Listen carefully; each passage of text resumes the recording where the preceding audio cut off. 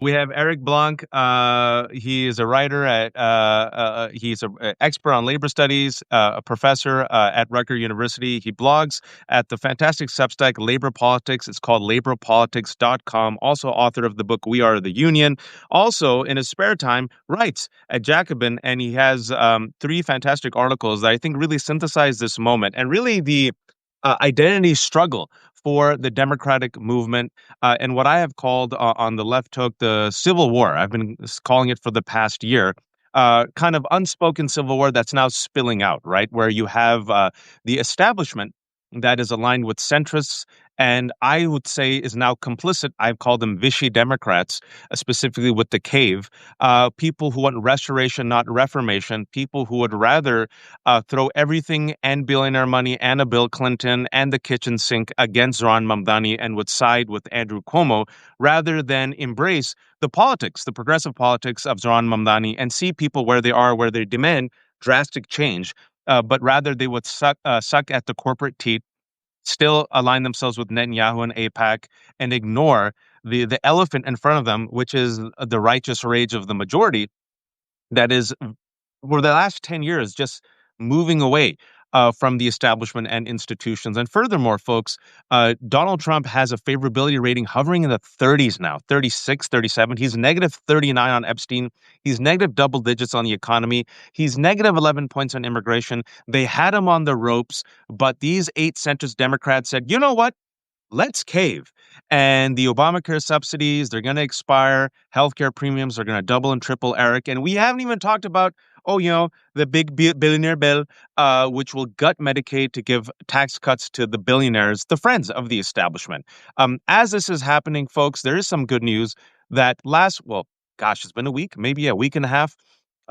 There was a week, a blue tsunami came out and Zoran Mamdani won, and there were last month 7 million people who came out for the No Kings rally. So how do you reconcile all of this? Well, that's why I have Eric here, who's written these 3 articles, and I want to start with the latest. Democrats caved in the shutdown fight. Unions let them, and in the that's the headline. But the nutshell is the government shutdown was a test showing where progressive forces are strong and where they are weak. The results are in after last night's Democratic capitulation of the GOP. Most top union leaders are failing to meet the moment. Ooh, hard to hear. Eric, take it away. Yeah, agree 100% with your overall analysis. And then the question that raises, well, what do we do about this crisis? Because people are angry. The Democratic establishment is failing. You would expect or hope that unions could fill that void, right? That unions are the biggest organization of working people in this country and have a vision historically and maybe still today in some parts of a social democratic future, a future in which working people's needs are put over the billionaires. Unfortunately, the main federal workers union, AFG, in this fight 2 weeks ago decided to put pressure not on the Republicans, not on the administration that's been destroying federal workers, took away union rights for over 1 million workers. Instead of pressuring that administration, they decided to pressure the Democrats by 2 weeks ago saying, we want the shutdown to end. And it doesn't matter if you include healthcare premium guarantees or not. So what that meant is that they were calling on Democrats to accept the Republicans' offer because that was what the Republicans were pushing for. And so that set in motion and helped facilitate the betrayal of these 8 Democrats. And I think we should also be clear that it's not just the 8 senators. There's no world in which those 8 senators would have been allowed to do that had Schumer put a real serious pressure campaign to keep them in line. And then, frankly, had the labor movement used its people power to put pressure on these Democrats. Because Tim Kaine, to give this as one example, Tim Kaine was one of the crucial last holdouts to get to the 60 votes. He's a senator from Virginia. His number one excuse he used for why he was caving was that he had to put the federal workers back to work. He's hearing from his constituents. And if he had been hearing from his constituents, we need to get back to work, which is why I need you to put pressure on these Republicans to meet our demands, to end the shutdown, that pressure could have gone the different way. It's true. Federal workers are hurting. We should not ignore that. Look, the reality is, if you're not getting paid for over 40 days, that's putting a real strain on your family. The question, though, is who do you blame and who do you pressure? And the choice of so many union leaders to either pressure the Democrats or, frankly, just to not put up much of a fight against the senators who are caving really speaks to a missed opportunity and a missed moment for really shifting politics in the U.S. We had Trump on the ropes, and we let that opportunity go. Yeah, and I'm in Virginia right now, and I could tell you, I've talked about it often on my show. I predicted that there'd be a trifecta, that Jay Jones would come back and beat Miaris regardless of the polls, because when you're in on the ground and talking to people, the pain is real, Eric. And furthermore, the other senator for Virginia, Mark Warner, didn't vote for it, right? But many of these workers now, they're divided because a lot of them are saying, "Okay, I get my paycheck, but holy shit, man, we went through all that for what?" Now my friggin' health, I can't afford healthcare. I mean, I just had a fantastic guest on, and I'll have that conversation up later today, folks, where we were talking about the absolute destruction that is happening to our healthcare infrastructure, and specifically what's about to happen as a result of these Obamacare subsidies not being extended. What's about to just workers, specifically workers across the battleground states, also in Rust Belt states and rural counties. We're going to have doubling and tripling of healthcare prices. So, okay, yeah, the government's reopened, but now people can't afford their healthcare. And like you said, you had them on the ropes, right? And this was, folks, he's at 37 right now. I mean, he might go down to 35. People are like, the Latino voters for him have abandoned back to 2016 levels. Young voters have abandoned to him. He's negative across the board, overreach across the board. And that was before the Epstein emails dropped. And Harry Enton of CNN just said he's negative 39 on the Epstein files. So you could tell when Marjorie Taylor Greene came out, because I like to keep receipts, Eric.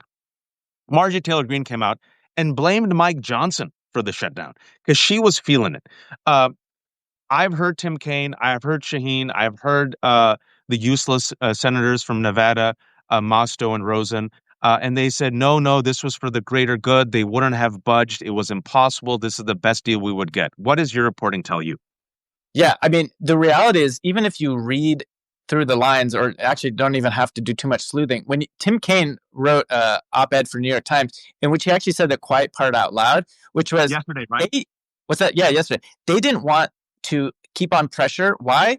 Because what would have ended up happening? Trump would have used the filibuster. He would have ended the filibuster to impose his plans via ending the filibuster. The reality was that would have been a win. That would have been a win for the movement because A, you forced the Republicans to retreat. So it shows the Democrats fought. They're strong. The Republicans were forced to retreat. And then B, the filibuster is awful. The filibuster is an obstacle towards preventing majority rule. It's one of the reasons why we have Trumpism, because it's so hard to pass progressive policy. But because these Democratic senators were more interested in preserving this bastion of minority rule instead of actually pressuring the Republicans, that was a major reason why they caved.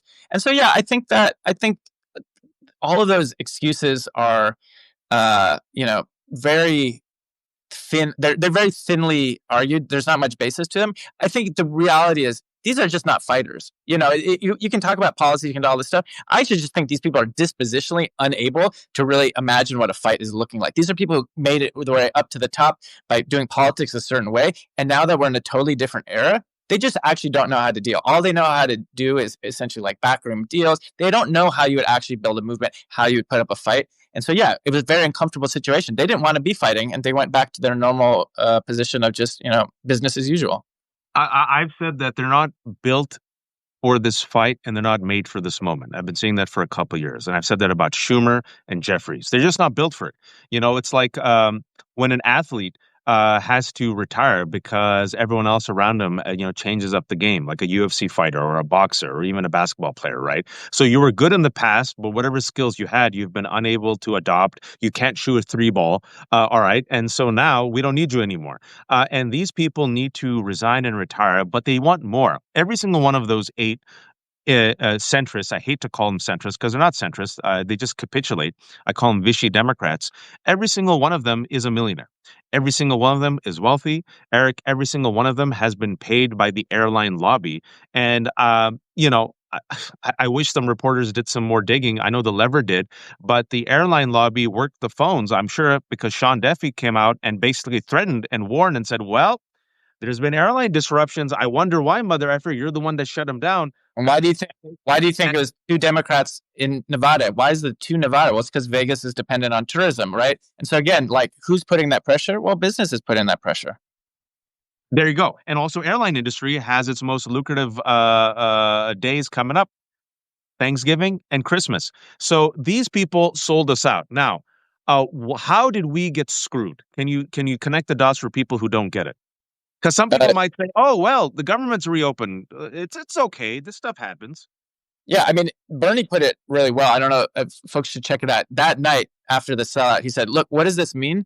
This means that at least 15 million Americans could see their health care costs double, triple, even potentially quadruple because of the end of the ACA subsidies, right? Because this is the most likely scenario, is that there was a promise that the Republicans would do a vote on extending Obamacare subsidies, but there's no actual mechanism to make that happen. So what's likely to happen is that tens of millions of people are going to see their health care increase. And according to Bernie, over 10 million risk losing their health care altogether. So we're talking about millions of Americans either losing access to their health care or being put out of, ability to just survive, pay your paycheck, pay your rent, get your paycheck to pay the rent.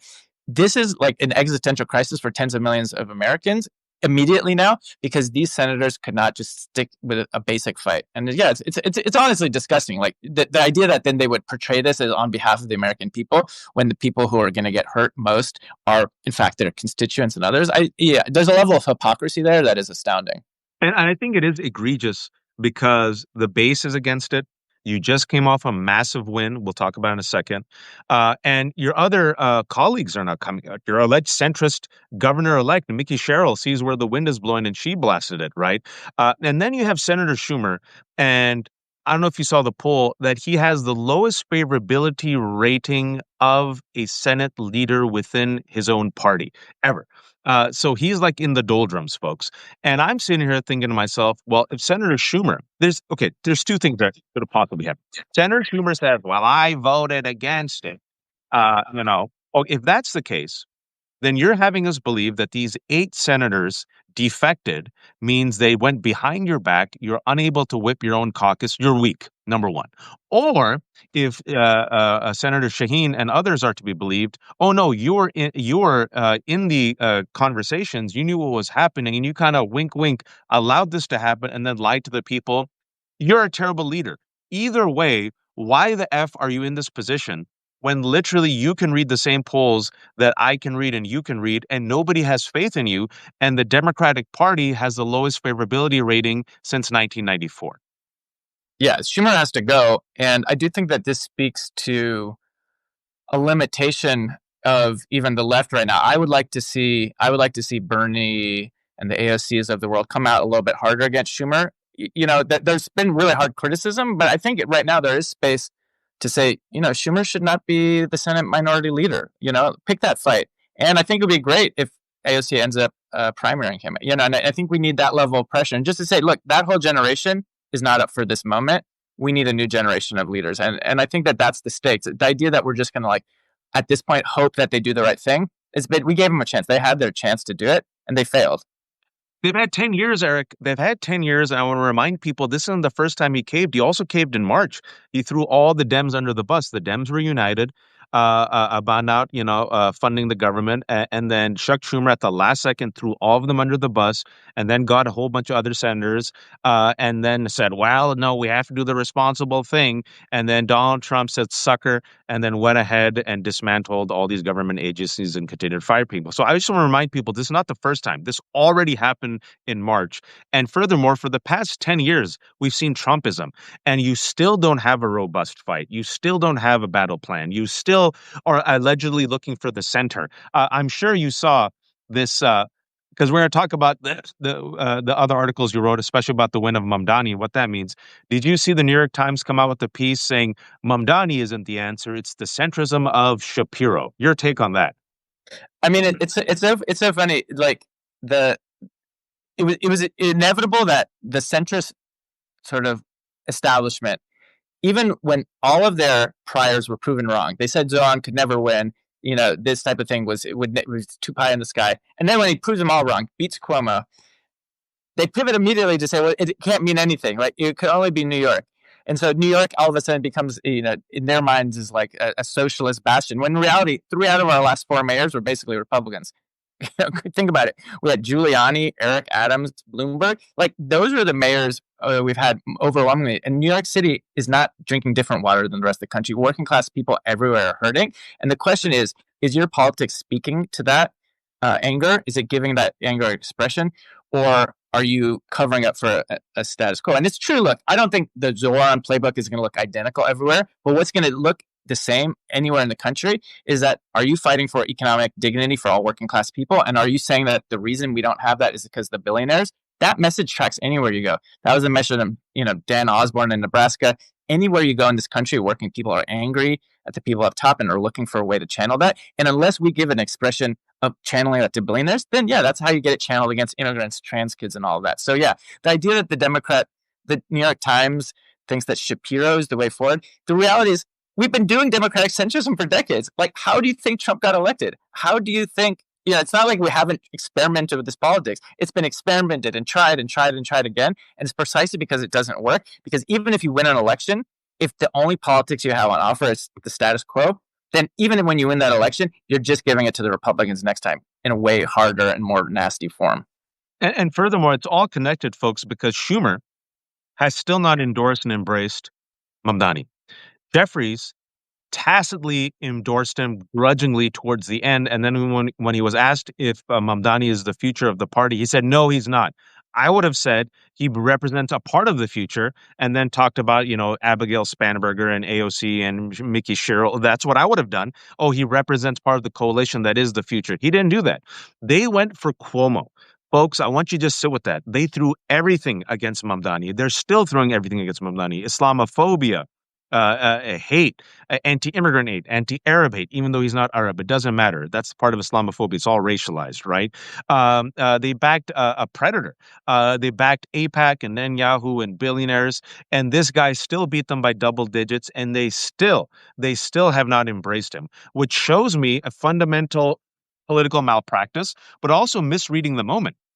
And if your base is telling you, we want these progressive policies, and furthermore, I think this is important to state that everyone who says, oh, no, only his policies are popular in New York, they did a poll, tested nationally, nearly 60% of Americans like his policies. They're like, oh, free buses, oh, affordable rent. So this message of affordability for all seems to be an anathema to the Democratic leadership and establishment. And I am very curious why you're seeing labor not completely embrace the progressive movement so far. Like, why are they going in with the establishment? Well, look, it's a little complicated. What you're saying is basically right. So in the primary, for instance, in New York City, the overwhelming majority of unions backed Cuomo. So it gives you a sense of how bad it was, because Cuomo was governor, anti-labor. He raised pensions for union workers. So it's not like we didn't know what Cuomo had to deliver. Nevertheless, the vast majority of unions backed Cuomo. And that's horrible. It shows you how, I think, linked the leadership of the unions are to the leadership of the Democratic Party. And you have the same generational thing, frankly, in which people have been doing the same thing over and over again, got to their position not by fighting, but by just sort of climbing up the structures of power. Well, yeah, there's an affinity there between the Democratic leadership and that union officialdom. The good news, and this is maybe a little bit different, is that after Mamdani won the primary, those unions overwhelmingly did flip to support him. So at least in New York, we did see a shift. And that's maybe a sign of hope that the unions saw the writing on the wall before the Democratic Party establishment, certainly. And that was pretty important because these unions, immediately after the primary, did come out swinging for Zoran. So that was an important step, and it's part of the reason he won. But, it shouldn't take having to win a primary against, Cuomo for unions to understand who is actually fighting for them. This is really the problem, is that so many unions have lost the fight. And there's a generational thing. I think it's just like in the Democratic Party, whereas there's a young generation of workers who right now, as we speak, are going on strike in Starbucks. There's a nationwide strike at Starbucks to force that company to grant a first contract. These are young, radicalized workers who voted for Bernie, went to Black Lives Matter protests. That's the future of the labor movement. That's a movement that fights, that strikes, that supports Palestine, that supports Bernie. Right? But that is just not the world in which most of these union leaders are from. So yeah, there's a real culture clash, there's a political clash, there's a generational clash in labor, just like in the Democratic Party. Yeah, and I think this is the Civil War. And my fear is that they would rather burn the party and the country down to the ground than actually accept reformation and change.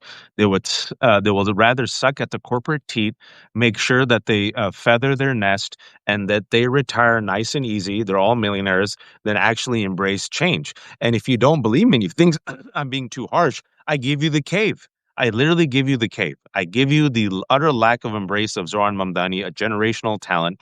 They spent $20 million saying, "Where is the liberal Joe Rogan?" And the universe is like, "Oh, here's this Mamdani guy." And they're like, "No, destroy him, crush him, destroy and crush anyone who supports him. No, let's bring a predator, Cuomo. You come in there instead, right?" So I think these people have to be culled. I think these people have to be removed. I think enough is enough. And I do see something positive here. I see a growing rage. I think Tim Kaine and Shaheen, all people up, elders who are not up for reelection, all millionaires, they thought, the peasants will forget.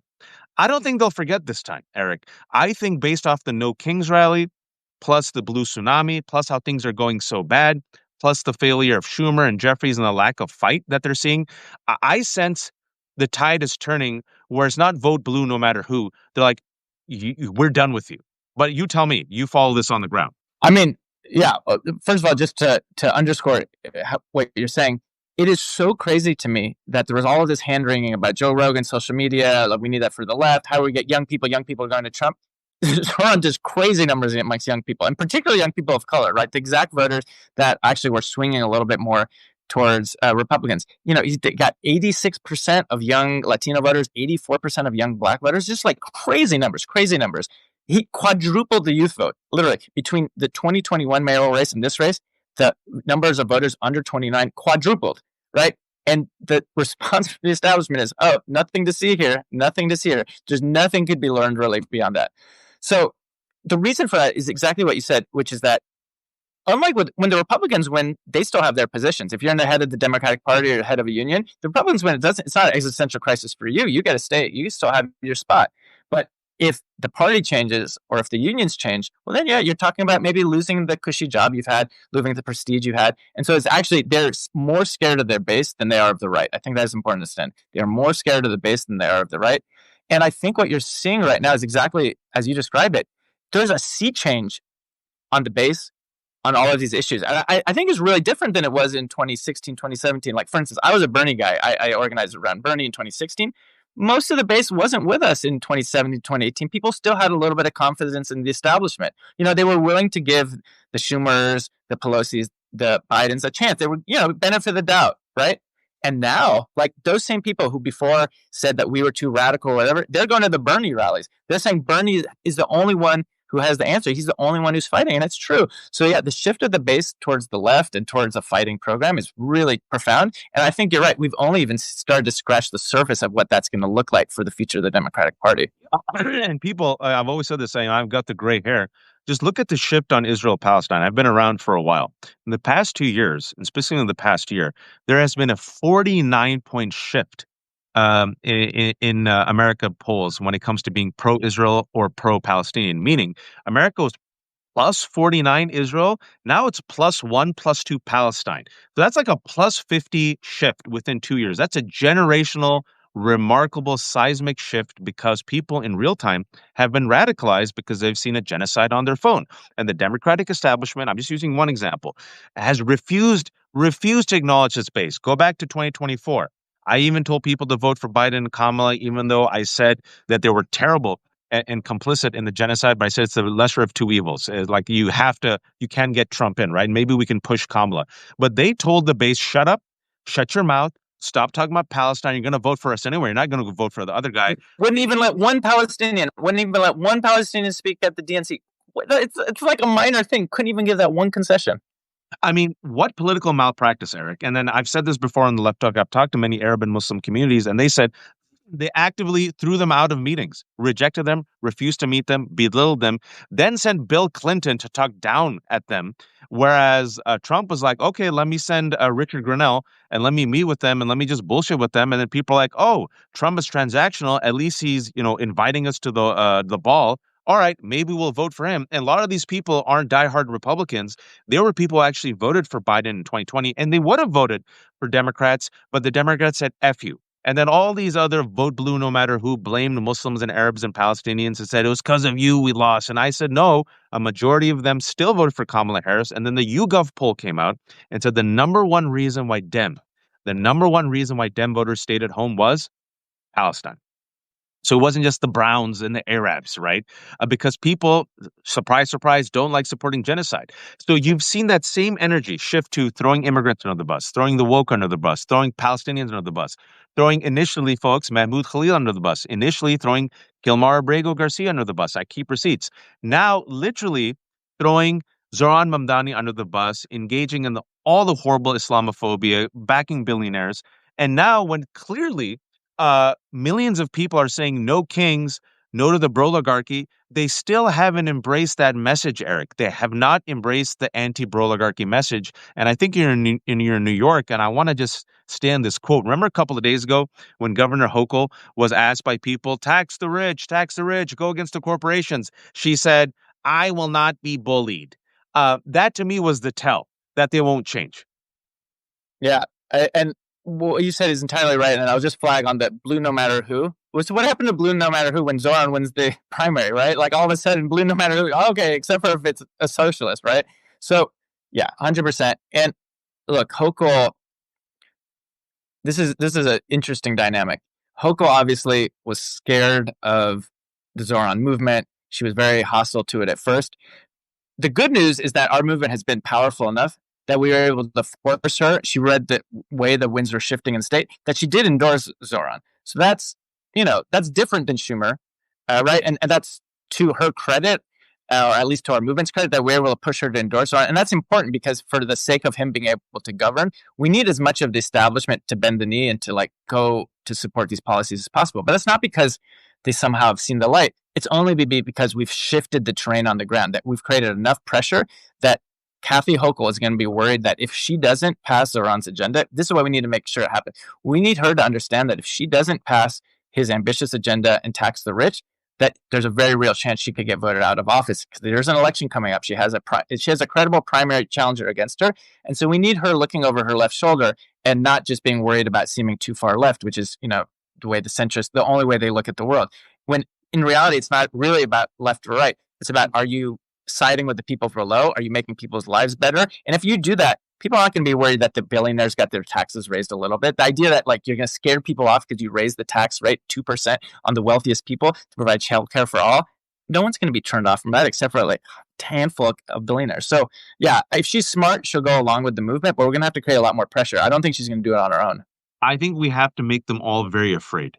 Yeah. And that's why I don't support the whole vote blue no matter who. I hate this. I hate all this. Oh, support all the Democrats. No. Why? What has centrism done for you lately? What have they done for you lately? They literally did not support Mamdani. They literally did not listen to their base. They have to be afraid of us. My take on this, Eric, and I've said this before on the show, is politicians are tools. I don't fanboy over a politician. I never have. Inshallah, I never will. I like them. I support them, but I don't idolize them. They're just people, and they're tools that we use to help the people. And you sharpen the tool. And if the tool is unable and unwilling to be sharpened and it's dull, you replace the tool. That's my take on politicians, right? So they serve us, not the other way around. They don't have a birthright to this. And if they're dull and useless and harming us, mother effer, you're out. We're going to vote you out. So I want them looking at their six for the rest of their political career, especially these 8 centrists. And I want them to know we're coming for them. And if you don't shift, we're going to cull you. We're going to cull all the weakness out, cull all the tumors out, and then we're going to replace them with something better, a fighter. And I think the momentum that you're seeing is coming from the grassroots, the ground up. And specifically, you saw with No Kings Rally, the first one had 5 million. The second one had 7 million. Folks, there's a stat which is really fascinating, that if you get about 3.5% of a country to come out against that regime, that regime usually falls. The magic number is 3.5%. That puts us at 11.5 million. So the first one was 5. The second one was 7. And you saw a lot of these folks at the No Kings Rally, a lot of white folks, a lot of our elders, a lot of our seniors, that generation that says, oh my God, we're at the back end and everything that we fought for, these mother effers are taking it away from us and these Democrats aren't fighting for it. F you. You had this article about after No Kings, it's time to escalate. This was written before the Democratic cave, I think that article that you wrote, what was like 2 weeks ago, is even more relevant now. I think we need escalation on steroids. How do we escalate after the cave and after the blue tsunami? Yeah, it's the $64,000 question. I mean, part of it, which I don't talk about in the article, but we've already just flagged, is doing more insurgent primary challenges. Running fighters for office. So that needs to continue to happen. It's happening. It's happening in Maine. It's continuing to happen. But what I focus on in the article is, what do we do? Leave aside the electoral for now. What do we do with the movement side of things to put enough pressure to both continue shifting the public opinion against Trump, and then also, frankly, building enough pressure so that when Trump tries to steal the election, because I think we should expect that he will do everything possible in both 2026 and particularly in 2028 to steal the election, that we have the movement in place that is able to create enough nonviolent mass disruption that the system understands that for its own preservation, they need to toss Trump aside, because if they let Trump steal the election, there's going to be continued chaos and disruption. So what they need, actually, just for the sake of the system, is push him out and not let him do his coup. So to get there requires a lot of power. And I think right now I am very heartened by the extent of opposition from below. The election last Tuesday, no kings, it shows that anger is there. But we need to be sober that that is not yet crystallized in an organized movement from below. We have these protests, but then most of the time people go home in between. And that's a real limitation, because the way movements, what makes a movement different just a one-off protest, is that it's not just one rally and then you go home, but in the in-between time, you're using the energy of that rally to go out and talk to your neighbors, to go out and talk to your coworkers, to get them involved, to get all the people who aren't yet part of the movement involved. And as you mentioned, No Kings right now tends to be whiter, tends to be a little bit older, and we need to get the broad base of the working class fighting and to understand the stakes of Trump. Because if, I'm a union person, and the reality is a lot of working people don't think Trump is the number one issue right now. The number one issue that they see in their daily lives is the cost of living, and they're willing to think about any politician who can make that better. And the questions are like democracy in general seemed a little bit abstract, like why should I, and this is why the rhetoric of the Democratic establishment really falls flat. They're like, why should we just preserve the system that hasn't been working for us? A lot of people feel that way. And so the way you overcome that is you have to do a lot of organizing, because we need working people to understand the stakes. We need them to understand that the reason their lives are getting worse right now and will continue to get worse is because we have, what is called the oligarchy. You have this handful of billionaires controlling this administration, only looking for their own interests in a deeply corrupt, deeply anti-worker direction. And so concretely, what do we need to do? Well, I think part of it is responding to Trump. When he sends in ICE goons to our cities, you need to have mass walkouts. I talk a lot in this article about students walking out. That's a really good place to start, because you can't fire students, so they can take risks that the rest of people can't take. And we saw that in Chicago, even right after I wrote the article, students started walking out in Chicago. In New York, they're talking about it. We're expecting Trump to be sending in ICE goons here. Well, if you have this kind of nonviolent disruption like walkouts, it sets the example, because then other workers can say, oh, if our kids are doing it, like maybe I should join that walkout. Maybe there's something I can do to disrupt the system. So that's one idea, walkouts against the ICE raids. And then the other, as far as like a long-term campaign, which I think this is really crucial, is if you look at all of the experience at how you defeat authoritarianism, and you look at all the literature on authoritarianism, what it says is the way you stop authoritarians, in addition to running for elections, is you need to peel away their pillars of support in society. So what Trump does, it's not just repressing people, it's not just sort of fear and physical violence. He gets the companies to bend the knee. He gets the universities to bend the knee. He gets, right? And that's how regimes stay in power. That's how authoritarianism consolidates stuff, because they lean on the institutions of society to bend the knee. And so the crucial thing for organizers is, how do you pressure those institutions, not even the regime, how do you pressure companies to break with Trump, so you don't have Amazon working with ICE, so that you don't have most of these Fortune 500 companies giving quid pro quos to fund the East Wing demolition, right? Like, how do you break the companies from Trump? How do you break the media from Trump? How do you pressure to get the schools to break? And that is, fortunately for us, we have leverage as consumers and as workers. We can force the companies to do that. We go on strike, the companies don't work. Workers are striking at Starbucks. If we don't buy, if there's like a concentrated boycott, we saw that with Tesla. Like, look how we took down Musk. People stopped shopping at Tesla, brought down Musk. So if you do that kind of concentrated pressure on all of these pillars of support, I think you can expect that we'll defeat the Trump regime. Hey, look, absolutely, and I want to give another example. I've always said the religion of America is capitalism, and the religious holiday is Black Friday and Christmas shopping. And people say, no, nothing matters. It's inevitable. Fascism isn't inevitable. They want you to think it's inevitable because they want you to suffer from a failure of imagination. So first and foremost, you have to imagine a better future. You have to imagine a better path. And I think that's also what the centrists want you to do is not imagine. Like you can't. They don't even let you imagine affordable healthcare. That's crazy. They don't even let you imagine paid parental leave. That's insane. They don't even let you imagine billionaires paying their taxes. Oh no, how do you say that? They don't even let you imagine the fact that you can have a living wage, right? So they want you not to imagine it. Think about it, folks. You even bring this out in public, they said that's crazy. But let Elon Musk be the world's first trillionaire and go to space. That's fine. So you have to imagine it. And then you have to articulate that imagined story. And that story, I think, what you've said is an easy story. You need to give people a good guy and a bad guy. Old school storytelling. We're the good guys because people never see themselves as the villains. They either see themselves as the hero or the victims. And you say, we want to have an affordable, successful life for us and our children and our communities. Who's stopping us? You give them a villain. You name the villain. The villain is the 1%, the broligarchy, Trump and his billionaire friends. They're drinking all of our milkshake.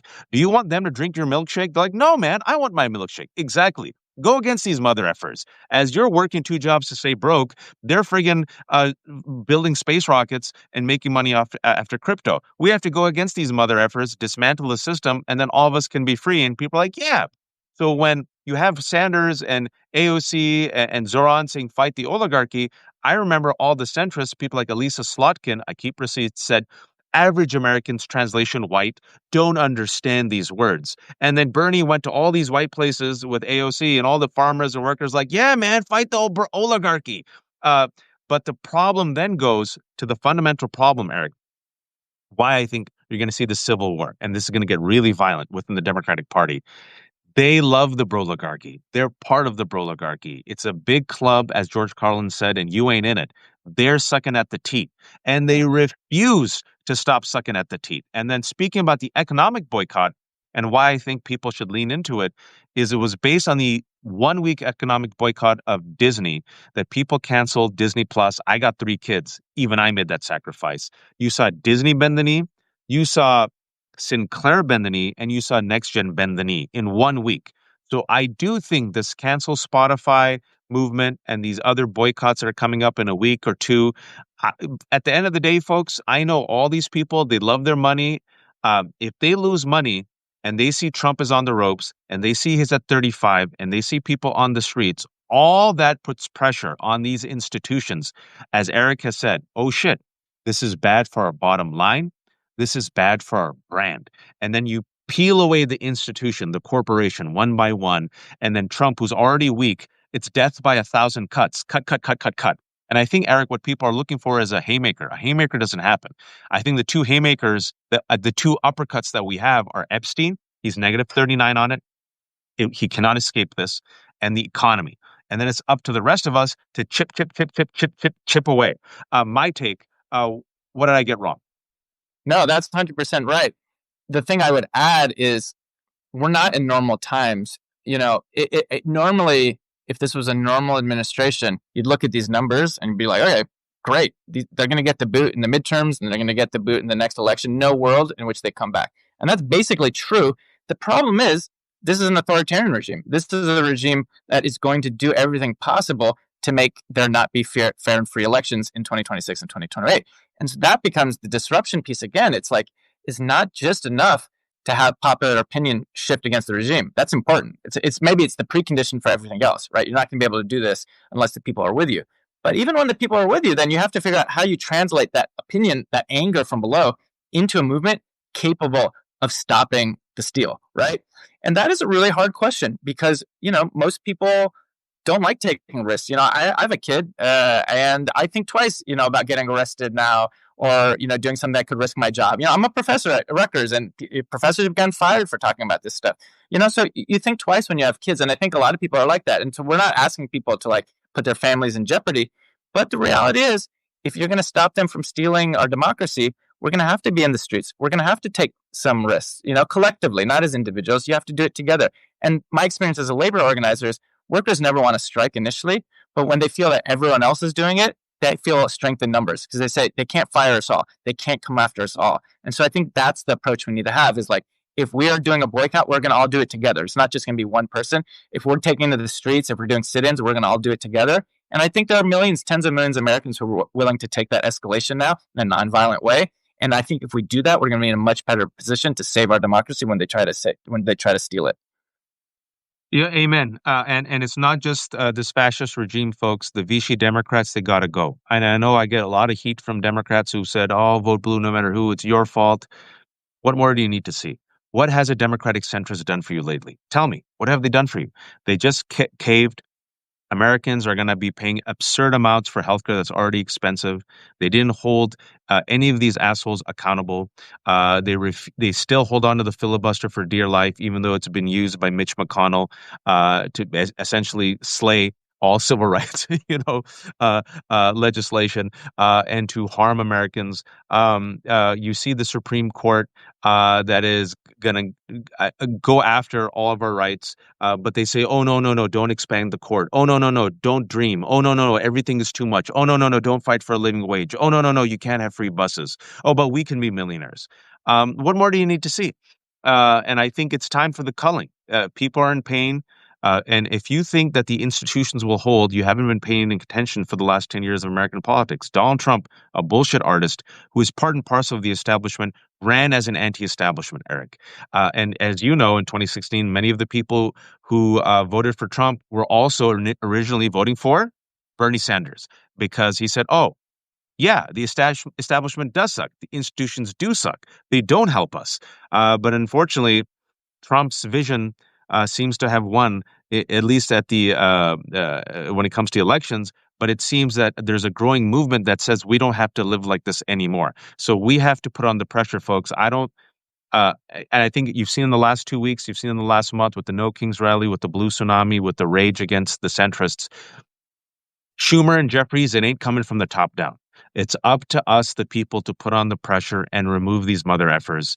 And I think, as you saw with Hochul, she saw where the wind was blowing. She jumped on. She's afraid of being primaried. I think they have to fear us. And I think it's not just them.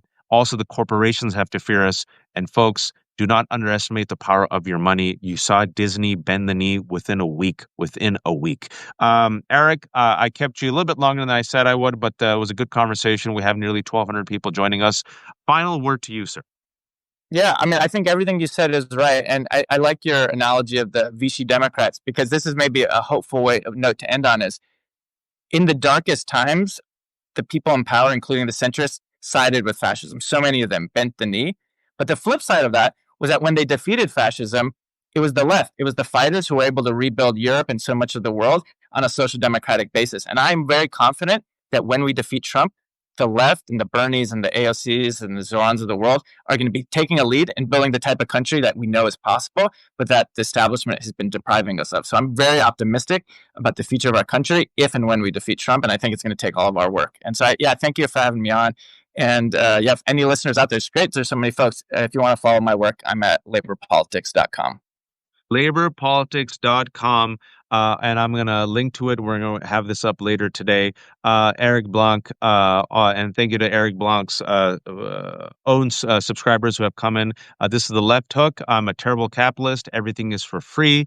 I depend on the kindness of strangers like Blanche Dubois. If you have a few dollars, give it to Eric at laborpolitics.com. If you have a few dollars left over, become a paid subscriber for The Left Hook. If you have no money because the economy is shit right now, we get it. At the very least, subscribe. It's free. And then share this conversation and do something to get involved. Everyone has a role to play, folks. Everyone has a role to play. Democracy is a contact sport. We have to be 10 toes down. If people are like, man, I'm just at home, I'm a senior, I'm a mom, I'm a dad, the way you model yourself in your home and the way you model joyful resistance, that is a huge blessing and a benefit, because then your kids learn. And so you take care of yourself, your family, your neighbors, your street, your children. That, my friends, part and parcel of the resistance. And you win over the country block by block, street by street, city by city. That's just my 2 cents. Thank you, Eric, for joining us. Thank you for the nearly 1,200 people. This will be, I know people join us a bit late. We're going to have this conversation up later on my Substack, The Left Hook, and Eric's Substack, which is Labor Politics. Be kind, be informed, and please, oh, please don't be a fascist. Thanks, Eric. Have a good one.